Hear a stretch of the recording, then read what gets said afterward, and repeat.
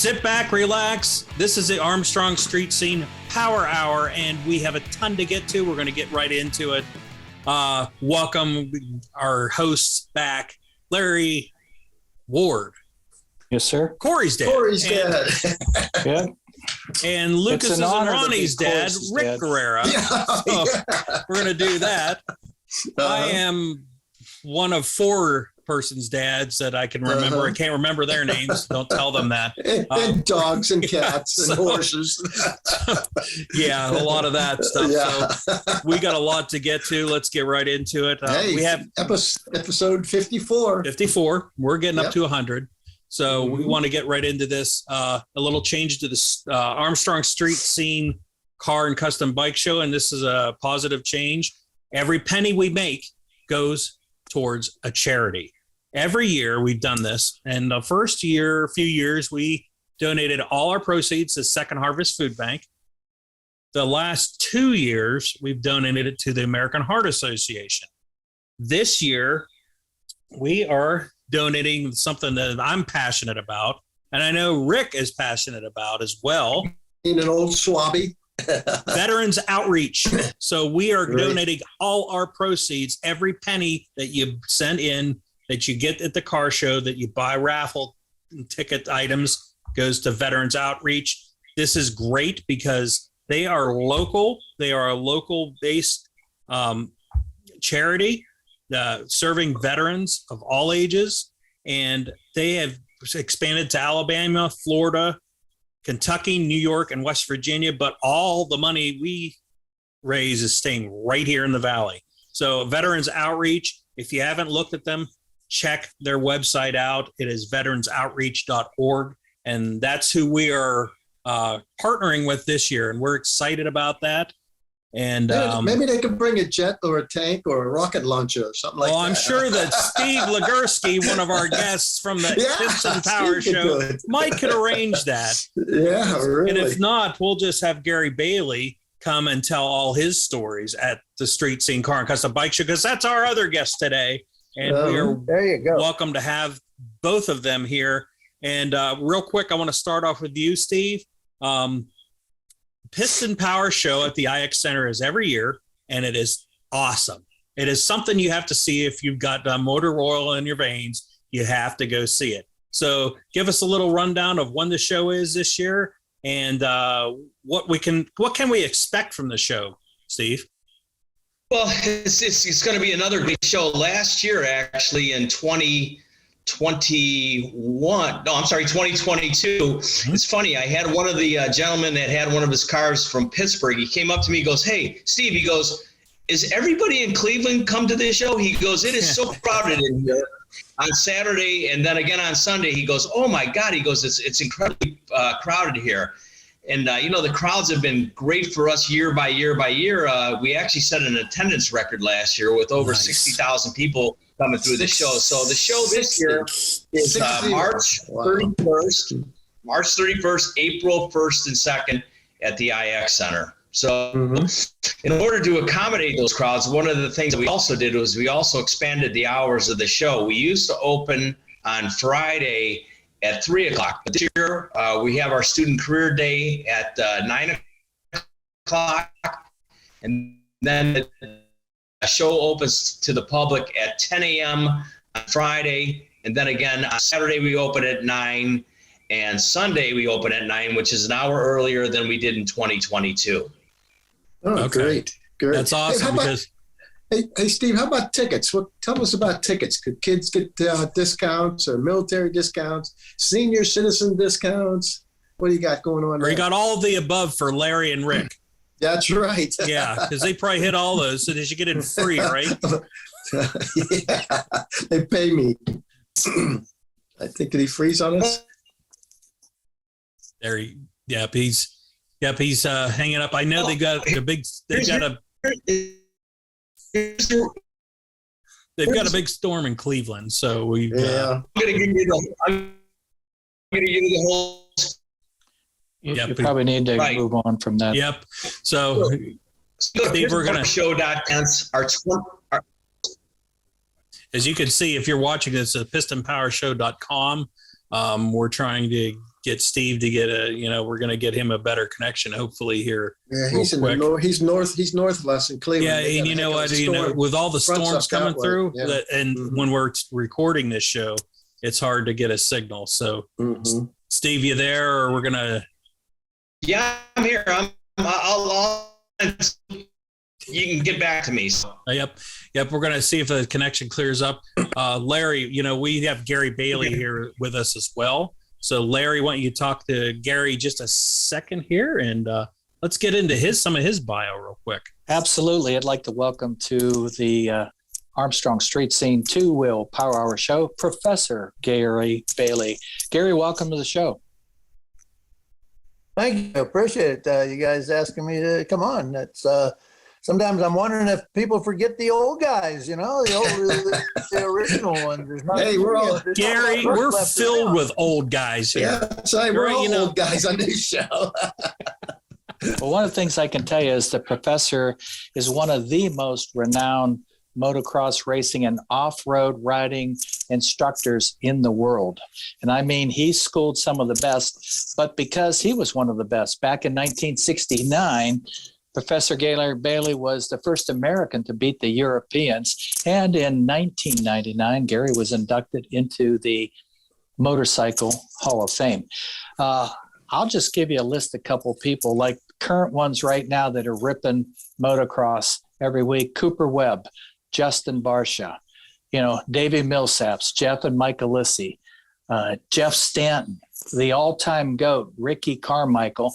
And if you happen to see or listen to or watch the Daytona 500, Travis Pastrana started dead last, finished 11th, was one of Gary's students. So, Gary, a little bit about your background. People are going to be interested. I mean, you have a long career.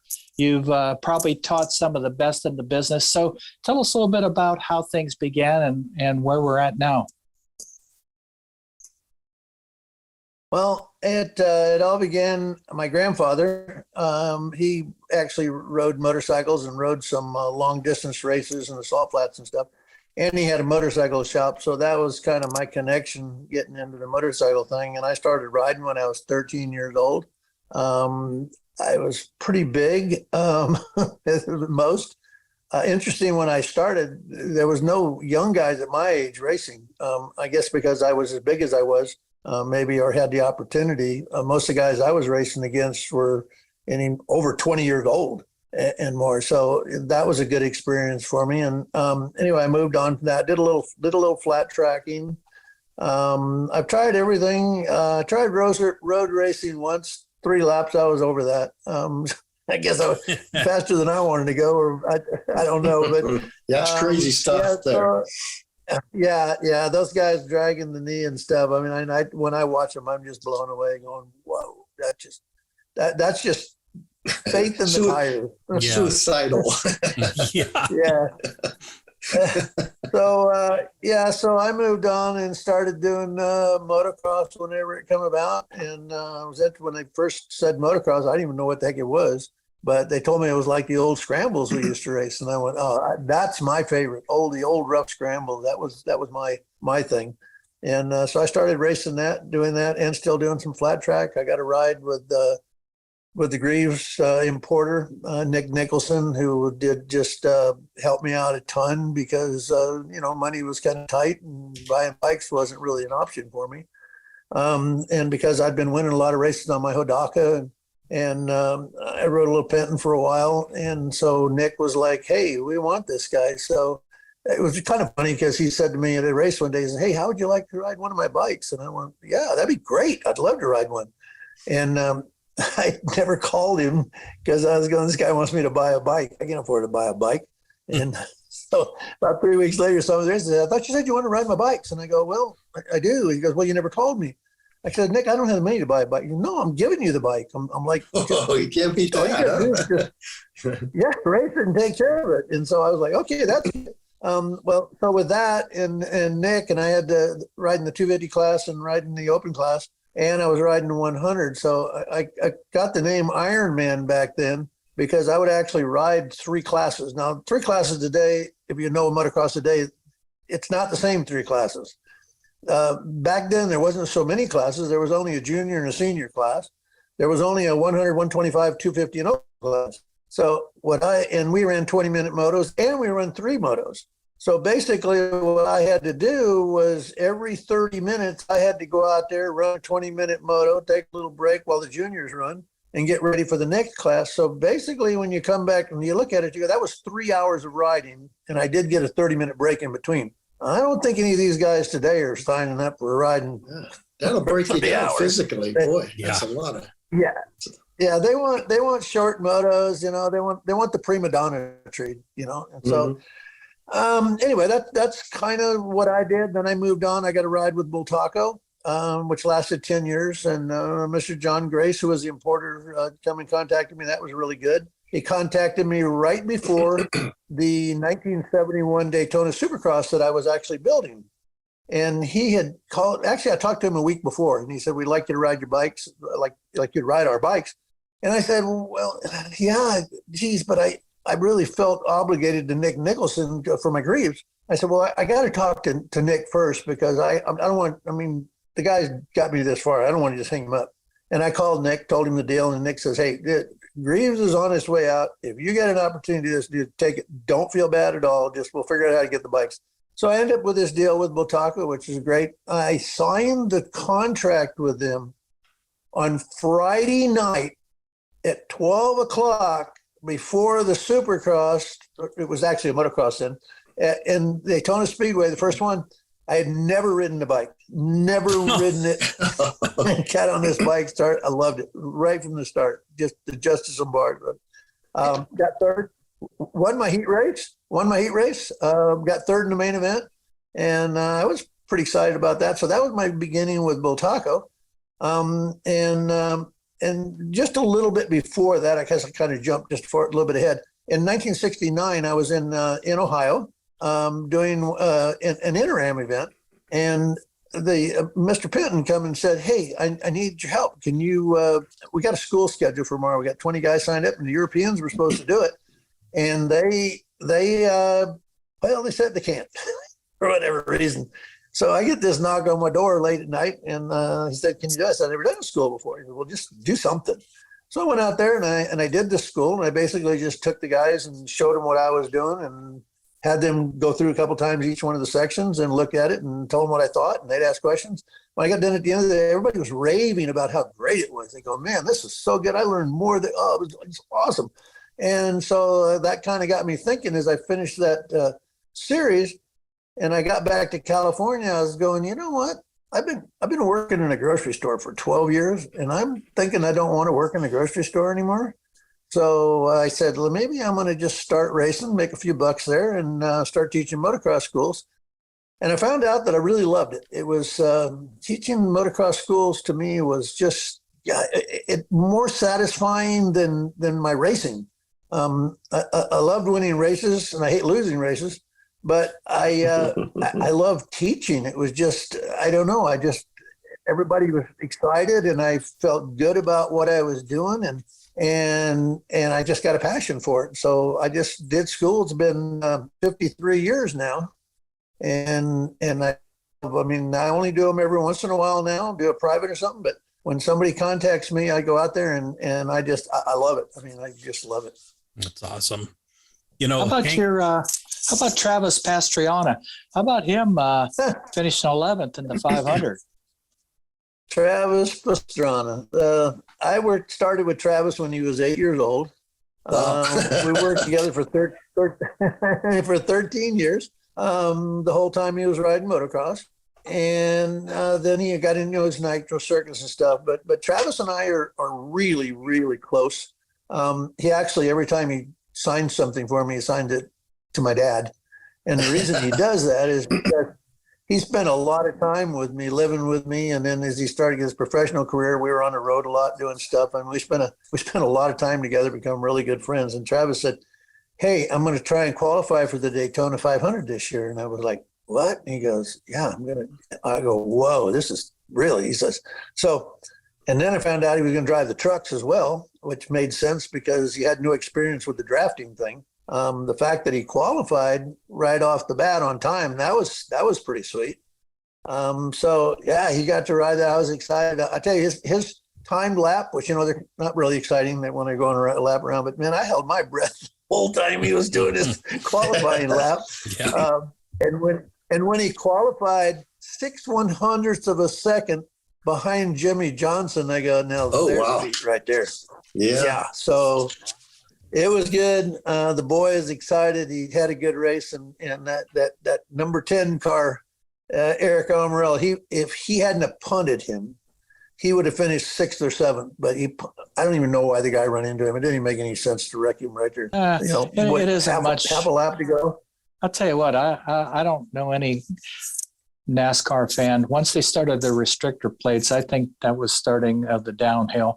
And then some of the stuff they've done over the last literally 10 years just makes you, they bring the pace car out in the middle. It's just dumb. I mean, let me tell you, when I started not liking NASCARs, when they started going to just modular frames and fiberglass bodies. I love the old stock car races. Yeah. And that's what I like, when they had to sit there and creatively trying to find ways to sit there and acid dip their cars and bumpers and to lighten them and put plexiglass windows. And that's when I like to watch that stuff. And after they started making the frames, it was like, this is not even different ballgame now. Yeah. Gary, I want to hold everything else. Yes, sir. Oh, I was just going to say, hold that thought real quick. I want to get to Steve. We've got a connection with him right now. I want to get to Steve real quick, and we're going to get back to Gary. Steve, I want to go back to the IX Piston Power just real quick while we've got a good connection. So tell us a little bit about the dates. And hold on with the audio. There we go. Unmute your microphone. There you go. There you go, Steve. There you go. So that's okay. So, technology stuff. So, so the show is March 31st, April 1st and 2nd at the IX Center here in Cleveland, Ohio. We talked a little bit about tickets. So let me talk about that for a couple seconds. So you can get tickets at pistonpowershow.com. Tickets are $20 in advance, $25 the day of the show. There's discounts available at Discount Drug Mart. You can actually get a ticket down at Summit Racing Equipment. So it's Summit Racing Equipment, and you get discount tickets there as well. I'm going to try to fill in the gaps here too. There you go, Steve. I can hear you now.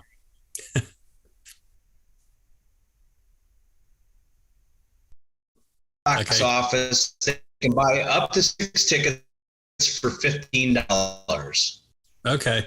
And I want to mention, if you are in the Armstrong cable or Armstrong, where you have Armstrong internet, make sure you get the Armstrong internet too. So, because then we have good connections. So I had to put a plug in for that, but, I hear you. Steve. Incredible show. Give us a little bit more insight on what to look for. So this year, the IX Center has been reconfigured. So now we really have 4 distinct areas at the IX Center when people come walk in and go, wow, this looks like a whole new floor, a whole new show, because it is. Every year we try to retool the show and have different vehicles into the show. The show is now contained in the North Hall, the South Hall, the concourse, which is the area that's down the escalator at the IX Center. And that's actually a little slice of history when you go down there. That's actually the old cafeteria for the old tank plant staff. That's right.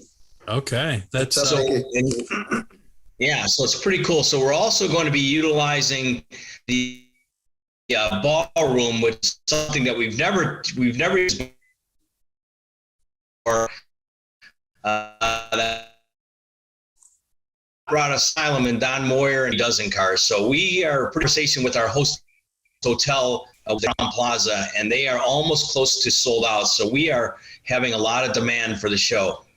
Okay, good. Because you know what, again, if that's something you have to go see. And it for a day of fun, the admission price is extremely reasonable. Go try to buy a hot dog at a baseball game for that cheap. You won't find it. So it's two shows in one. Also, you go upstairs and you get all the custom stuff. Then you go downstairs and you get the classics. From the the Cleveland area, that Cleveland car club. Is that what it is, Steve? Yeah, it's the Northern Ohio Car Club Association. That's Dave Adams and his group that hosts that downstairs. But you're right too on the admission into the show. When you think about it, with kids being 12 and under, getting in free, mom and dad each buy a ticket. Yeah, $20. So that's $40. Parts $10. Get in for $50. Yeah, because what Steve is saying, he's got $12.50 a person to get into the walk around. It's so cheap, for that price. Yeah, it's something to go see, especially if you've got little ones that are car nuts and they love the cars, they love the colors, they love anything that's shiny. That's the place to go. Yep, gotta get them in there. Hey, Steve, are there wheelchairs or strollers available for us older folks? Yes. Yeah, we use wheelchairs on a first come, first basis. You come into the IX Center. Yeah. So expanded hours for this show. Last year we were so crowded on Saturday and Sunday. One of our participants asked me, he goes, "Hey, Steve, is everybody in Cleveland in this show? Does everybody in Cleveland come to this show?" And I said, "I think they do." So what we did was our career day opens at 9:00 on Friday, and then we're going to open up the show at 10:00 on Friday. We used to open at 3, but now we're going to open at 10 in order to get to spare, to parse that crowd out a little bit over 3 days. And then we're going to open up on Saturday at 9:00, and we're also going to open at Sunday at 9:00, and then we go to 6:00 on Sunday. And I just wanted to mention that, if you're watching this, I actually shut Steve's video off for a second because we can hear him now. So, sorry, Steve, we love your face. But we wanted to hear you. So, we wanted to hear what you got to say. I can tell you guys, I used to work in radio, and they always said, "Steve, you might have a face for radio." So, oh my God, another radio guy. Let's put it this way. I'm sorry, just open up the can of worms because Larry, radio, Rick, radio, and guess what was TV and radio here as well. Mm-hmm. So we all worked in the business. We all know what we're dealing with. So, oh my God. Yeah. We were all at the same place for a long time. Yeah. I not digress too far, but I started back at MMS back in the late 80s and stuff like that. So I've been around for a little bit in the radio business, but but the radio business actually prepared me for the Piston Power Show, and they, in order to multitask and to do 50 things at once, because if you worked in radio, you well know that, you always had 10 different things going on at any one time. And at this show, there's 100 things going on at any one time, in addition to all the judging that we have. And, with our pinstripers that are at the show, with the crazy paint guys, we have a model car contest. And so many things to do with this show and so many things to coordinate. And there's so many groups that participate with us. I know, Greg, you talked a little bit about your veterans and with your car event. So for us this year, we're supporting the Medina VFW and their group. So they're actually, we actually donated a tank portrait to the military, and they're actually going to be taking silent auctions for that, and it's going to support the Judge Sarah Harper Village, which is in Cleveland, Ohio, which is really a new benefit for the underserved group of the veterans population, homeless and traumatized female veterans. So all the funds that we raise for the sale of that tank portrait is going to go to benefit them. It's a gorgeous portrait. You sent me. I was trying to grab the still shot off of it. I'll probably try to insert it in the video here. I'm going to work on that. I didn't have time to grab it off this for at least the live podcast. But again, if you're watching this, you're going to see the edited version anyway. So you will see that. Hey, Steve, What's the application process for the show? I know you're sold out for 2023. When will you start taking applications again, and how many? Well, I'm glad you asked that question, because we people say, do you do this all year long? And we do. I mean, we're going to start, the show ends on April the 2nd this year. So on April the 3rd, I'm back in the office starting to work on the show for 2024. So we actually start taking applications June 26th for the 2024 show. And we actually, I'm pretty close to the theme for the 2024 show, and it's sort of pretty cool. We're going to call it the April Assembly of Fossilized Fuel Fanatics. Nice. That's perfect. Because, So we are fuel fanatics, so. Yeah. And fossilized, the double entendre there is fossilized fanatics and fossilized fuel and stuff, because, everything's all gas powered for the show. So, and again, I was going to say, Larry and Rick are old fossils as well. So, Thanks a lot. Yes, sir. Hey, Steve, is there a procedure you got to go through to get into the show? Like not any car can come in. Some old junker come in and say, I want to put my car in there. Who determines that? No, Rick, it's quite a process that goes on. Like I said, we'll start taking applications in June, and then we amass all those applications. We get them for, the concourse. We get the applications for the Hot Rod Asylum. Cars for the Hot Rod Asylum all have to be old 1949. And then we get all the applications for the motorcycles. Then we get all the applications for the other car spots on the floor. Okay. And there's actually a committee that actually sits down and does this, our placement and acceptance table, and then they start to go through them and prioritize the top cars, and those are the cars that we take. It's interesting. This year we actually returned about 70 applications for cars that we didn't have spots for, so we have more demand than we have supply. That's good. That's a good spot for us to be at. Sure, exactly. Yeah, so it's really a whole process, and all the people that we've accepted, we've mailed out all their welcome kits to them, so they should all have them by now. And and then we start our moving process on Wednesday and Thursday of the show. But that's all sort of the functionality of the show. Mm-hmm. Hey, Steve, I know I'm going to go when I go there Friday. Greg and I go there Friday. I'm going to bring my car in, and I know I'm going to get it in because it's a model car. Tell me about, you got models in there too, right? And you can bring them to the show. Yeah, we back in the day, back a long time ago, I think you guys remember probably the old Cleveland Press and the Cleveland Plain Dealer. They used to do that big model car contest, and and God bless our model car coordinators. We get about 200-300 model cars that come in there. So the process for that is you bring your model to the show on Friday, you buy a ticket, you come in, you park your car, you pay the price to get in. And then you put your car into the model car contest. So and then you have to come back and get your model car. So we don't ask you to pay and park again. We'll provide people with a free ticket and a free parking pass to come back and get their model car. So yeah, there's prize money for that. It's a really, really cool area. We've got the way that they've got the IX Center configured. We're going to put the model car contest out there right in the east entrance when you come into the lobby, so you can't miss it. It's going to be really cool. I always think of Diz Dean. Diz Dean is a model car guy, and he's always sending pictures.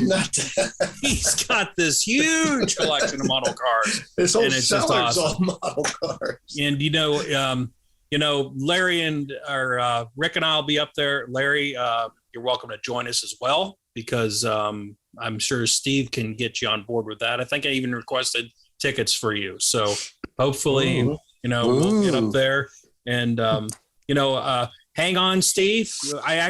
We can hear you now. So we've got more questions for you, but we want to get back to Gary and Gary with his bio. Larry, when you got Gary on as a guest, we definitely didn't forget about the old guys, because this is huge. I mean, Gary has got this extensive bio. I just can't even get over it. I read it like 3 or 4 times going, wow, what? Well, you take a look at Professor Gary Bailey, and that's affectionately what he's known as, the professor. You look at the body of work Gary has done, both as a professional racer. And then as he continued on into an instructor, and he instructed some of the very best in motocross and supercross. And, you know, things have changed. And Gary, why don't you talk a little bit about how kids prepare nowadays when they come to you and they want to learn stuff and this and that? You know, what's the difference between back when it was, Ricky Carmichael, and now it's some new young guy wanting to come up and be big time? What's the difference between the kids nowadays? I think maybe the big difference is some of them, it's happened all along. Some of them just have it too easy. And I found that a lot of parents that are pretty wealthy, that send their kids to me and they want to send them for, a week, 2 weeks, 3 weeks, whatever. The majority of them, they just don't make it. And they don't make it because everything's been handed to them. And this any kind of racing, but motocross, you have to love it, you have to want it, and you have to live for it. And if you're not willing to pretty much say, look, I'm going to park everything in my life, yep, and end up the best, then you're not going to make it in this sport. I'm sure it's in other sports the same way, but I know motocross.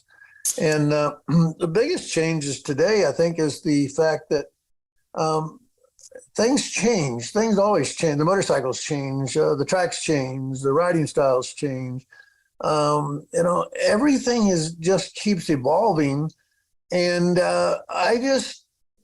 for me, what I pride myself in, and I think was why I had the success that I had with teaching, is I never went to a race without a camera. I would video my rider, and I would also video the faster guys, the guys that were winning. And we'd do side-by-sides of them. And I guess that started back with David when he started racing professionally. I thought at the time when we started professional, it's like, how do we get the most out of this? How do we learn? How do I get him to see and understand everything exactly as I'm telling him we need to do? And I thought, wait a minute, what is football, video or film, whatever it was back then, all of the things, they set the team down and they discuss all the plays. This is what you could have done. This is what you should have done. This is what you did that was good. And so I started videoing all of David's races. And the good news was, because David wanted to be the best, he would actually go back and look at the videos. We'd talk about the videos and who did what. And I guess one example that just sticks in my mind, well, actually there's two that really stick in my mind. The first one that sticks in my mind with David is, we were at Daytona, and it was a year when Daryl Schultz was on Suzuki, and he was winning everything. He was the best guy.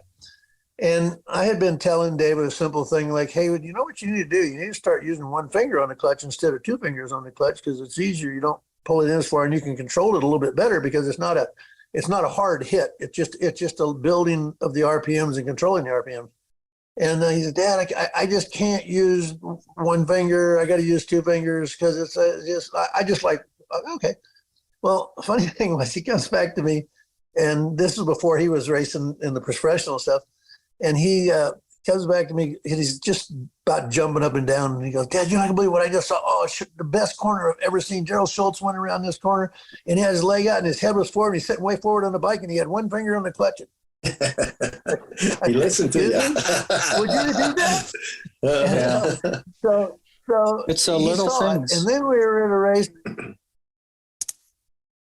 Yeah, then we were at a race in Pennsylvania, and at High Point, and he was on a Kawasaki at the time, and his reaction was really good. And he said, but my bike is slow. He says, I get the jump, and then they pull me, and I about 10, 12 places going around the corner top of a hill. And I said, well, you're dumping the clutch too fast. No, I'm not. I'm not dumping the clutch too fast. Well, after that long conversation, I said, well, let's take a look at the video.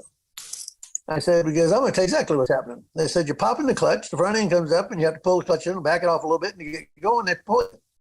No, I'm not. So he looked at the video, and as we're looking at the video, he goes, God dang it. He goes, I said, he let the clutch out, goes into a big wheelie, and he has to back off. well, they take off. And there it is. And he's like, God dang it. He's like, why do you always have to be right? I go, well, that's my job is to be right. I'm right, but you can actually see that I'm right. Yeah. So video was, yeah. And so it was good because even when he got to where he was the best, and I would video this stuff, and what he loved more than anything, he and Brock Glover for a couple of years in that 500 class were very close back and forth. And he loved watching the video to see what Brock was doing. Brock, because he had more experience and been on those tracks longer than David had professionally, Brock knew how a track was going to develop. He knew exactly what it was going to, where the lines were going to go. So he could be in the pits for 2 hours and go out for the second moto. And he knew the best lines everywhere because he'd been on that track 2 or 3 years, but David had never been on before. So David's final thing was he actually liked to, I want to be second off the line. I'm good with that. I want to follow for 2 laps. I want to see what he's doing, and then I want to pass him and go. So, Yeah. okay. So I hope that worked for you. So, Well, you know, yeah, and this, so that, and a lot of the professional stuff that's going on now, you know, you can see there's a fine line that separates. I can remember, and I'm not going to name names and don't want you to, but there was 1 or 2 kids that were coming up, and supposedly they were going to rail everybody. And you know what? They found how tough it was, and they never did reach the upper echelon. So tell us a little bit, you know, a lot of these kids come out highly touted, and, you know, they get out there and somehow they just don't have it. It's just like a kid coming out of college. He's supposed to be the greatest ever, goes into the NFL, turns out he's a bust. You know, what is the fine line? What is the one determining thing? Some of these kids got all the ability in the world, but they just don't make it to the upper echelon. What do you think the difference is? I think the difference, I mean, obviously I have experience with my son, David, and, you know, he got Cooper Webb out there. I worked Cooper Webb for 9 years. And He's tough. so yeah, he's tough, but it's about your desire to win. And bottom line is, and this is a statement I'd heard one time before, and I kind of felt the same way myself. You got to love winning, but you got to hate losing way more than you do the winning part. Listening to Carmichael a few times when he was at a race and he got second, and man, all the way back on the plane, he was just figuring out what he was going to do, how he lost that. What do I got to do when I go back Monday morning, you know, and work on it. And I think that I'm back to a lot of these kids take this stuff for granted. Okay. Particularly if it comes too easy for them. And it's just that you got to want it more than the next guy. When I was racing, and I had some success besides that my thing with beating the Europeans, I had a lot of success at racing and won a lot of races. And it was because, yeah, I liked winning, but I hated losing. You know, it would just eat on me. And so I think that was a lot of the reason why I was successful. But the kids today, the problem is that they just don't want to put in the extra effort that it really takes to be the best. Bottom line. And you know, Gary, you're right, because when I used to coach high school sports, one of the things that I would tell the team is when the fear of losing becomes greater than the thrill of winning, that's when we're going to start putting championships together. You have to hate. You absolutely have to hate, and we'll do everything in your power to not lose. And then when that happens, then you start to become that championship mentality, you know? A little bit about the pictures we're showing. You know, I'm going to talk about one other thing. They just popped up a couple of pictures right there, particularly the last one they were showing of me coming around a corner on a bull taco. And of course, you know, being around for a while, that the bull tacos didn't have the kind of power that the bikes do today. Yes, this particular picture right here. One thing you'll notice about the majority of my pictures coming out of a corner is that my front wheel is always off the ground. I realized a long time before I think anyone else did that I refer to drag racing. In drag racing, there's the reaction and the traction. No matter how good you react, if you don't get the traction, it's not going to work. So I just found out that we all have the same power. We may all have the same riding ability, but if I can be hooked up, there's another one right there. If I can be hooked up, when I get on the gas, I know that I'm going as fast as that motorcycle can go when it's wide open. And a lot of other riders never picked up on that. And I just think that's a key thing, not only back then, but today, and again, it's drag racing. Every corner that you come out of is perfect execution, perfect traction, perfect everything, and controlling the power. And that's a big part for me. And when I'm working with riders and we've done all the little basic stuff and all like that, I go, figure out how to make that front wheel float, just like off the start gate. When that start gate drops, if you're not in a wheelie, and somebody else is, guess what? They're hooked up better than you are. And there's a pretty good chance they're going to beat you. And I've actually taken pictures of the Motocross the Nation photos and showed guys, look at when the gate dropped. Look at this guy, this guy, this guy, and this guy. Their front wheel's in the air. By the way, watch that all but one of them are first into the first turn and battling for the lead. So that right there, when you look at that, go, oh, that's a no-brainer right there. But it's the simple things. I always had my camera. I always did side-by-sides with my rider against another rider. And I just think I took it to a different level than a lot of guys do today. And, if you were coaching, you can tell somebody something, tell them. But until they actually see it, they're really not going to believe it. Oh, yeah, I see what you're talking. It's a whole different thing than somebody just telling you.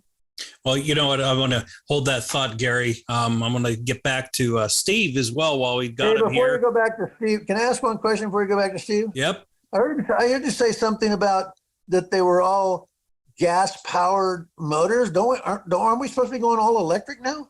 No, don't even talk about that. Before you know it. Yeah, Steve. You know what? That's a good question, Steve. Have you got any at this Piston Power Show? Have you seen any electric vehicles even come into that realm yet? No. Okay.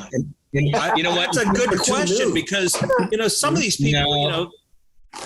I was just wondering that. So no, the name of the show is Piston Powered and stuff. I don't think our placement and acceptance committee is going to take any of that ever.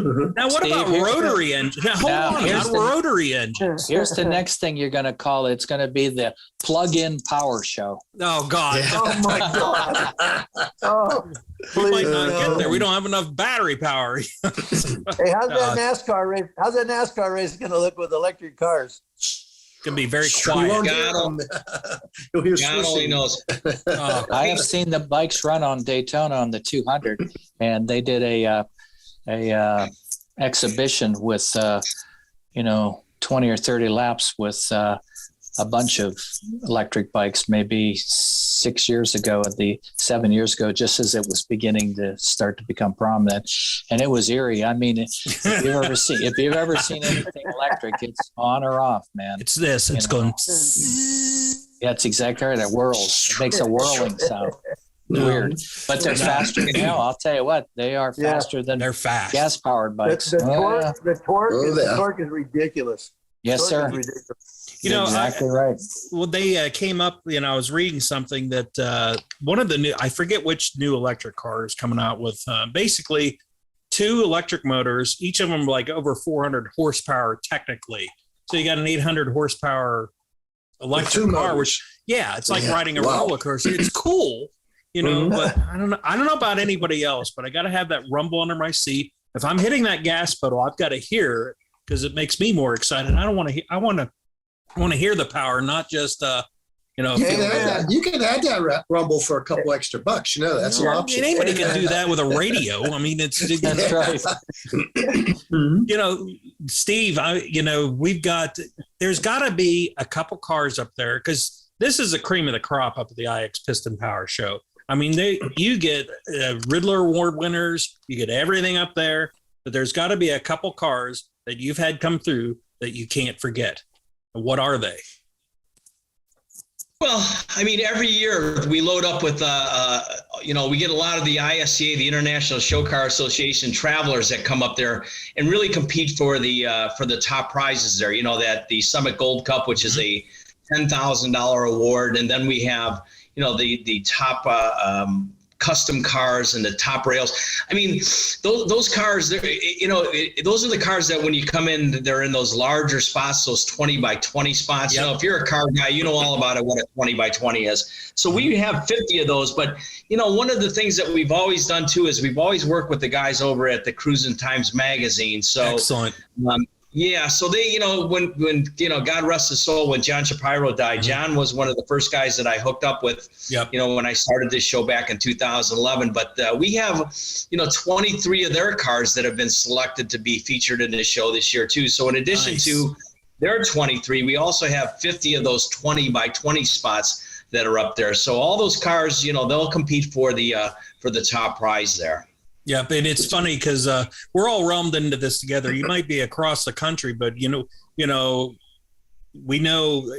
in Cleveland and Pittsburgh, Cruisin' Times, we have our show. We're all roped into this together. Joe Sake is a good friend of ours with the street scene, and he takes a lot of photographs for Cruisin' Times. And this is it's something that we're all kind of roped into this together, and it's a pleasure to do that. Yeah, it is. We work with a lot of different groups, and Gary was talking about the Penton group. So we have the Penton owners group. We reinvited them back this year into the show. So they're going to have 20 of their motorcycles there. And I believe that the Pentons themselves are going to be there again. I think that they come up and host that area with Tom Worcester, who's their coordinator.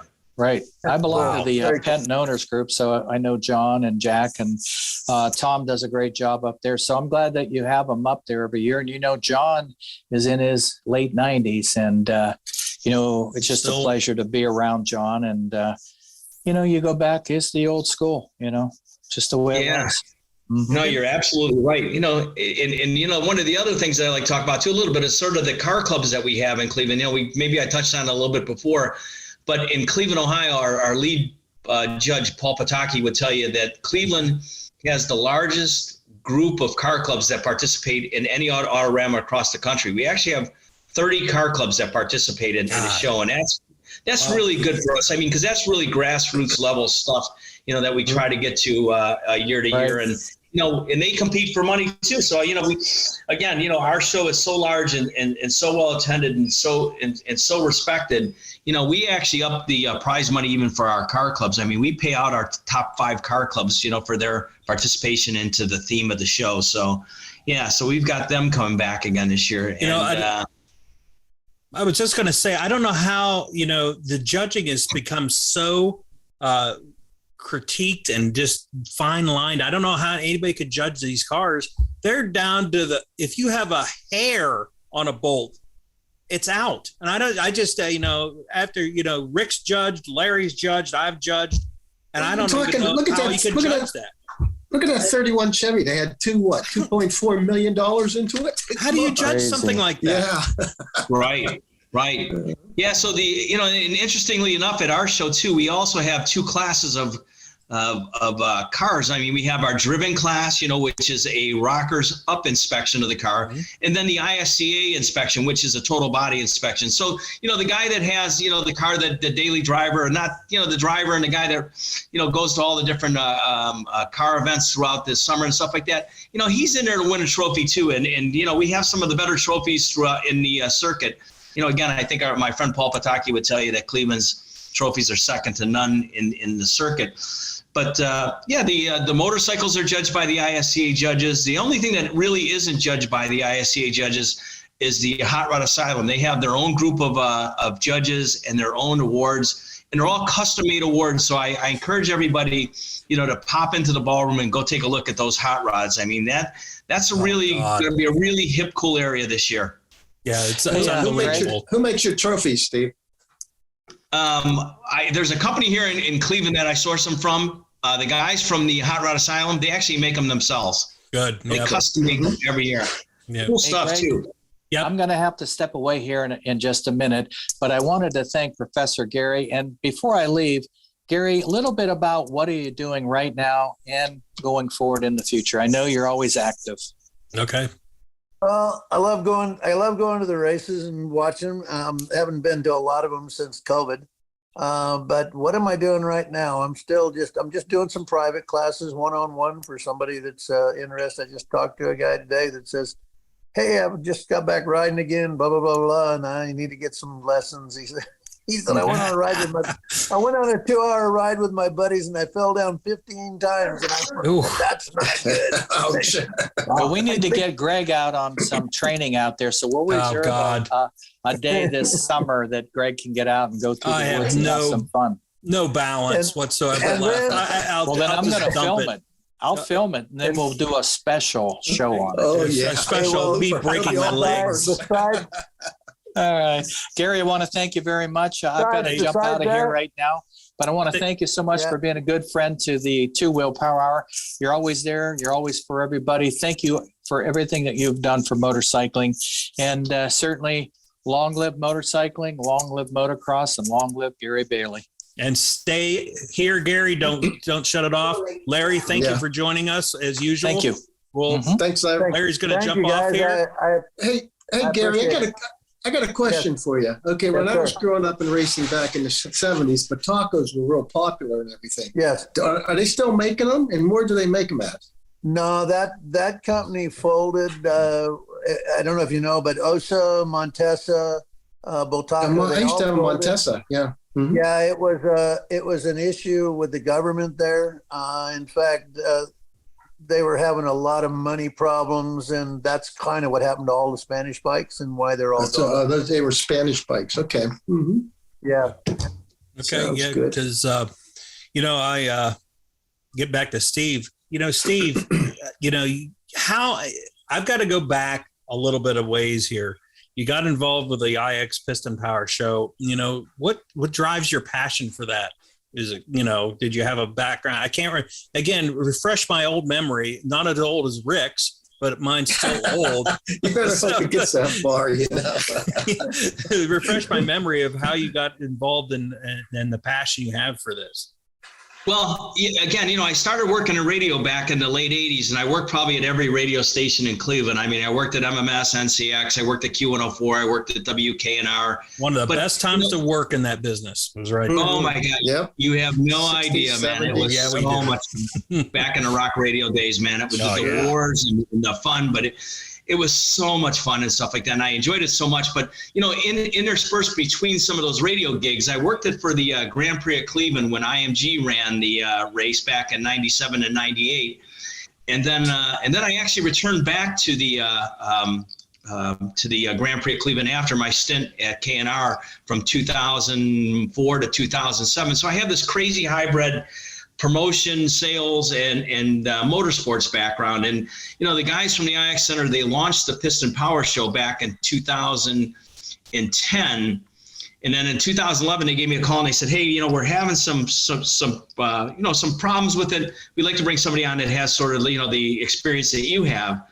And then they, at that point, Mr. Park had bought the Autorama show from Warren Bookman and Ron Heitman. Mm-hmm. So we combined the two shows together. So it became, the Summit Racing Equipment IX Piston Powered Autorama. So it was the Piston Power Show and Autorama. And once we put those things together, I mean, the synergy was unbelievable, and the show just continued to grow from year to year.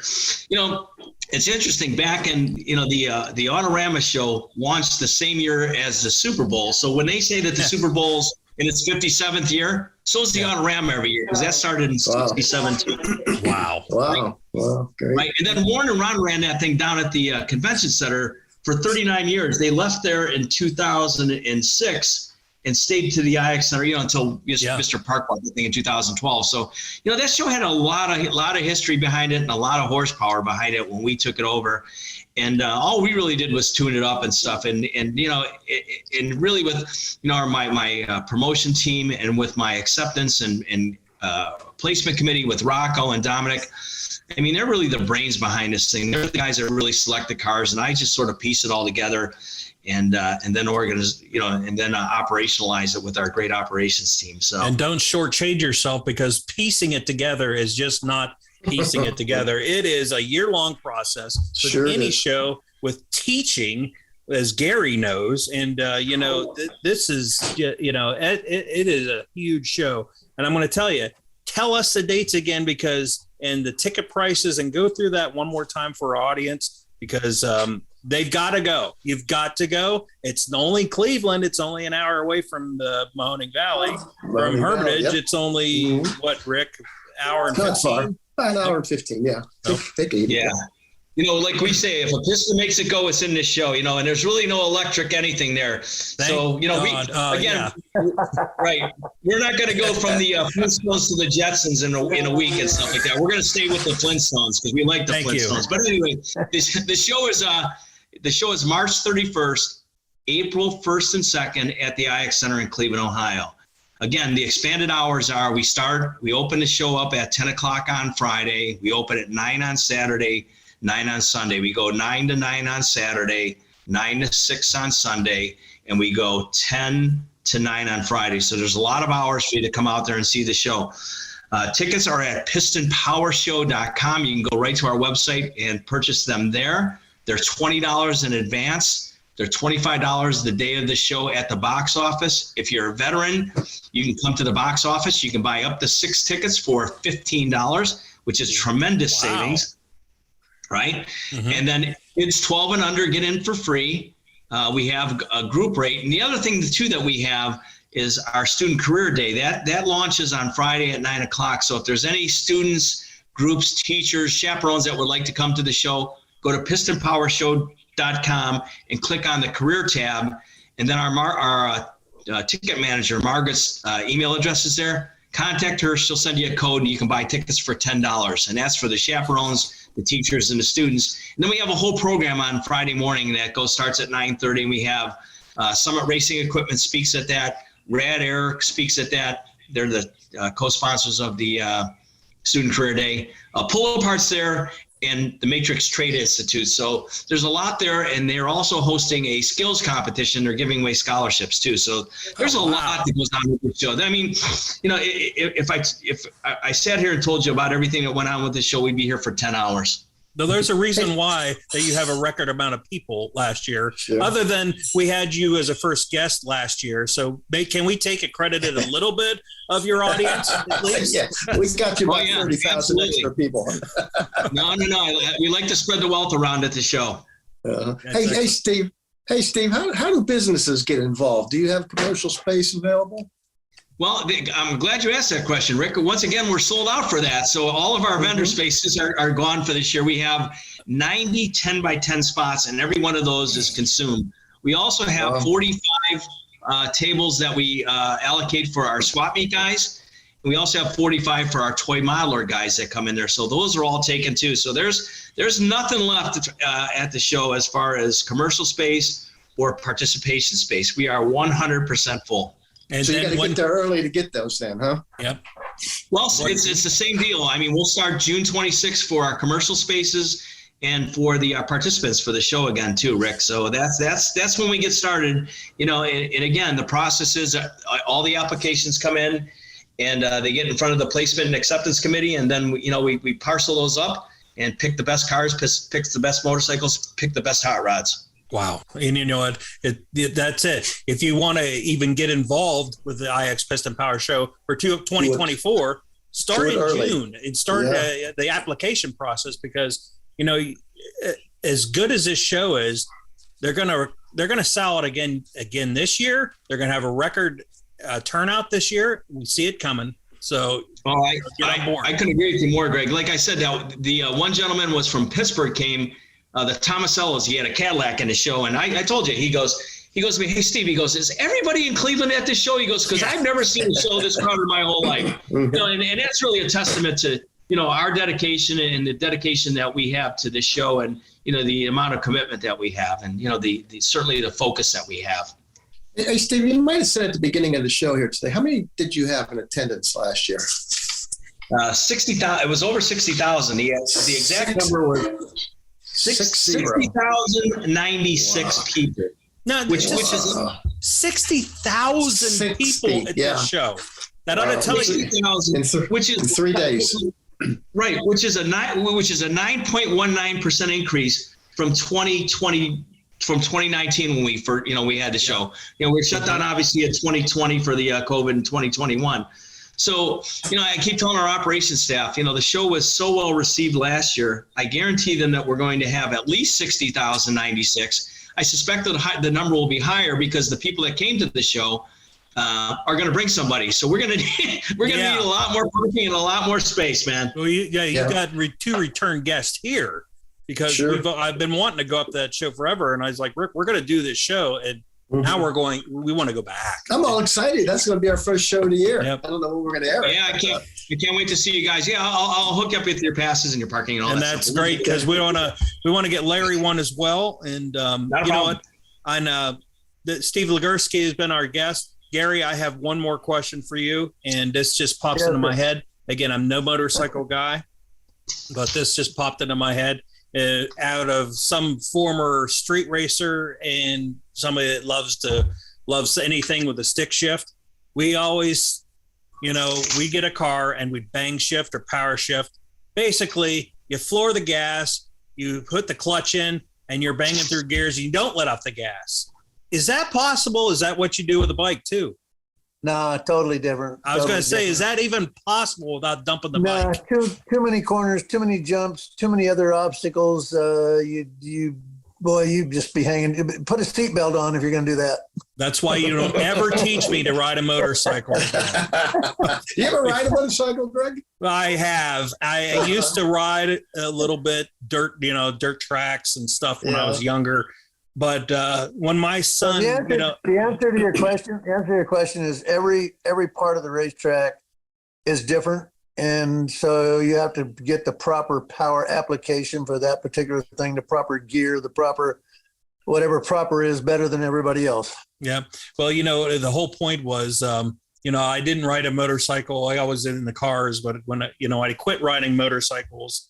I was riding quads and stuff, but when I was trying to teach my son when he got a motorcycle to drive or to ride one, I'd ride it up a driveway and I knew I had no balance left whatsoever because I'm this and I'm like, I can't even ride one anymore. Did you ever ride a bicycle? Well, I love bicycles. I can ride a bicycle. I can't ride a motorcycle. Let me give you one of the best things. Go ahead.